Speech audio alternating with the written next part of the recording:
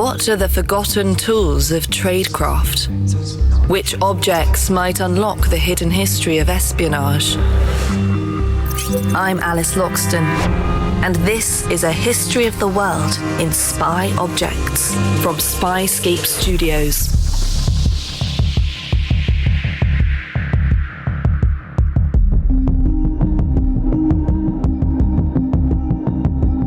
Ask any designer facing a seemingly impossible brief, and they'll tell you necessity is the mother of invention. The higher the stakes, the greater the determination, and none were higher than those faced by the Special Operations Executive. The SOE was formed in secret by the British Army at the outbreak of World War II. The Special Operations Executive were fundamentally responsible for deploying agents and supplies to aid the resistance in occupied Europe during World War II, and then subsequently to help the landings in occupied territory.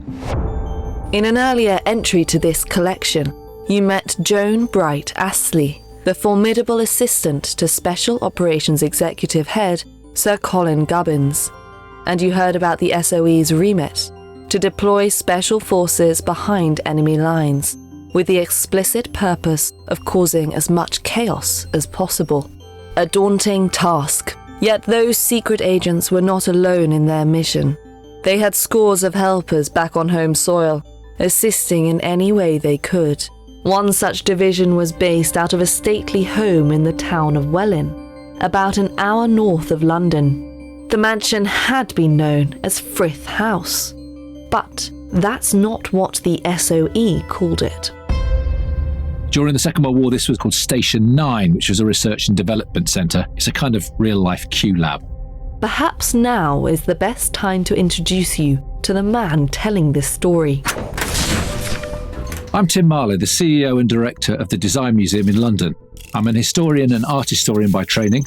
I have an amateur fascination with spying and surveillance, but sometimes it crosses into my professional life. So I'm very curious to explore those boundaries and how they're blurred.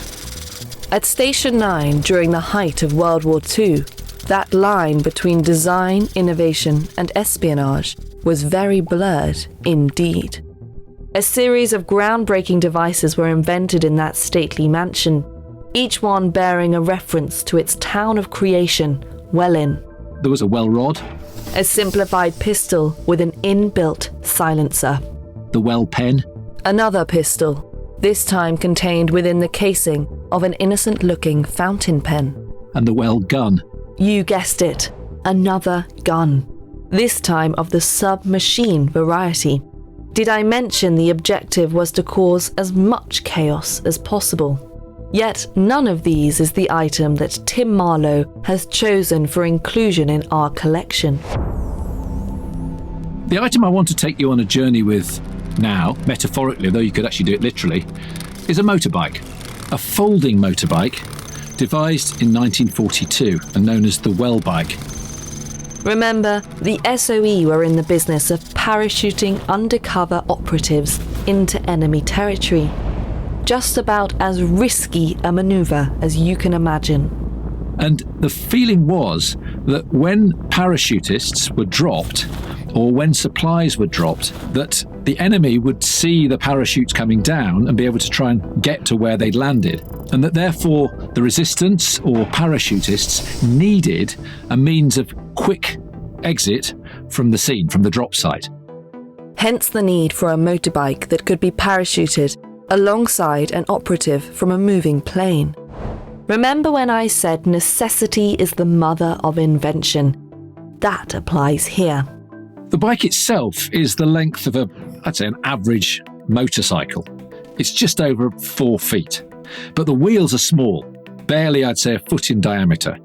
And the entire mechanism is not much more than that. It looks like a sort of prototype for a lawnmower to my untutored eye, with its single-speed mechanism. It's got a very low-slung saddle that barely hovers above the back wheel, and therefore anyone who rode it would have to have their feet either up in the air or resting on perhaps the 2 metal stanchions that run the length of the engine.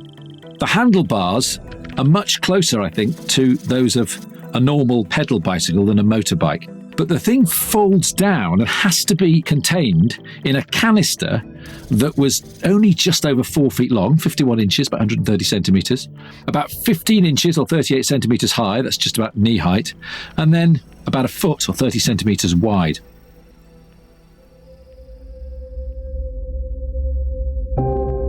The Welbike was an astounding example of what Station 9 could achieve when they put their minds to solving a problem.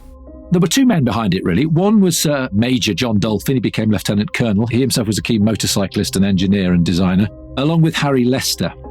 And these bikes were put into production. There were 3 different marks or versions of it. They managed to get to 30 miles an hour, and they were push-started. Between 1942 and 43, there were over 3,600 of them produced. The Marines and RAF were issued with them. But, as with all technological innovations, there were some teething problems, of a kind that could be disastrous in the field. One of the problems was weight difference, that the canister containing the bike and the paratroopers were different weights. As I said, the bike weighed about 32 kilos, so they landed quite a long way apart. So actually, there was a problem finding them. So you're still on the drop site trying to find out where your motorbikes landed. The other issue was small wheels, difficult in rough terrain. Drop sites tended to be on relatively rough terrain, so that was an issue. And the third problem, which I think is rather touching, that people might not have considered at the time, and it seems easy with the benefit of hindsight to think how obvious it was how incongruous a grown man, it tended to be men, but a grown man or woman, a human being, would look on a small bike like this, fleeing from a drop site. In other words, if they were seen by anyone, it would clearly draw attention to the fact that here was someone on a very strange-looking bike with the legs akimbo, trying to go off at speed. Hardly the most inconspicuous of entrances. Which explains why the Welbike was only in production for about a year.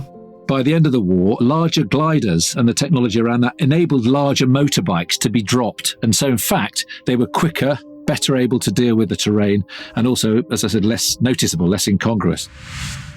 Even though the Welbike was phased out of action relatively swiftly, its reputation didn't die with the war. Some of them were exported to the USA and sold in New York in a department store. And John Dolphin, the originator, set up the Corgi Motorcycle Company in Southport in northwest England and produced 27,000 Corgi scooters that evolved the technology of the Welbike folding motorcycle. In fact, the legacy of this nimble little vehicle is writ large upon the landscape of cities around the world to this day. I have a folding bike. I've always felt slightly clown-like on it. I like its convenience, but having discovered about the Welbike folding motorcycle, I feel a certain sense of unearned glamour when I cycle around the city on my folding bike. And I also think the lesson of this is the ingenuity of design, the idea that a problem is confronted by design and it gives us opportunities, in this case to survey, reconnaissance and get in behind enemy lines, but also the idea that you learn and modify through failure. If you're curious where you can wrap your eyes around this awkward innovation born of necessity, well, Tim Marlow has a suggestion for you. And where can you see a version of the Welbike folding motorcycle? Well, quite a few museums have them, but the best place I'd say is the Spyscape collection in New York City.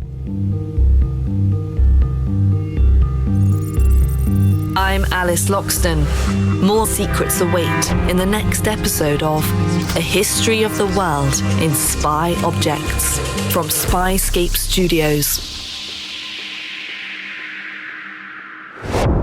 Explore the collection on spyscape.com/spy objects. If you like this podcast, please give it a 5-star rating or leave a review. Ratings and reviews help other people discover the series and help us bring you more episodes like this one.